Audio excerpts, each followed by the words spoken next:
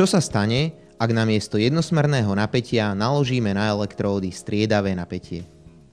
Pozrime sa, ako vyzerá tlecí výboj pri striedavom napätí s veľkosťou 3000 V a frekvenciou 50 Hz.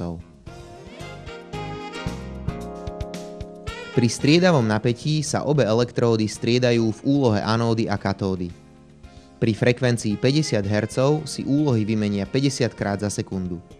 To znamená, že výboj vidíme z obidvoch strán rovnaký. Jednotlivé časti výboja prechádzajú od jednej elektródy smerom k opačnej. Prirodzene prevládnu tie časti, ktoré svietia najintenzívnejšie a tmavé priestory nevidíme. Pozrime sa na tlecí výboj v striedavom režime pri rôznych tlakoch. Pri vzdialenosti elektród 15 cm sa výboj zapáli pri tlaku 5 paskalov.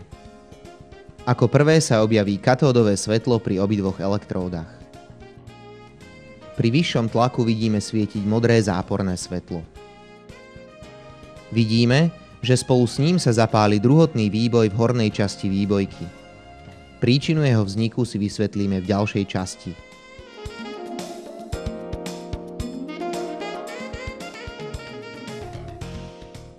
Pri prekročení tlaku 50 paskalov vidíme z elektród vystupovať ružové prstence kladného stĺpca. Pri narastaní tlaku sa prstence začnú navzájom prekrývať. Časom sa vytrácajú, kladný stĺpec stráca na intenzite a postupne zmizne. Pri tlaku 1000 paskalov výboj zhasne. Položme si ešte otázku. Prečo môže tlecí výboj existovať len pri určitom rozmedzí tlakov? Pri príliš nízkom tlaku je vo výbojke veľmi málo častíc a zrážok je málo. Pri nedostatku zrážok nie je v priestore výbojky dostatočný elektrický náboj a prúd netečie.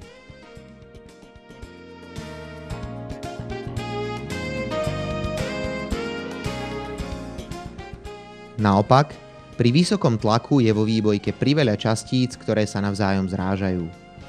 Pri veľkom množstve častíc je zrážok toľko, že častice preletia medzi dvomi zrážkami len krátku dráhu. Energiu, ktorú na tejto krátkej dráhe získajú od elektrického poľa, strácajú pri zrážkach. Na ionizáciu molekúl im teda neostáva energia. Vo výbojke opäť nie je dostatočný náboj a prúd netečie.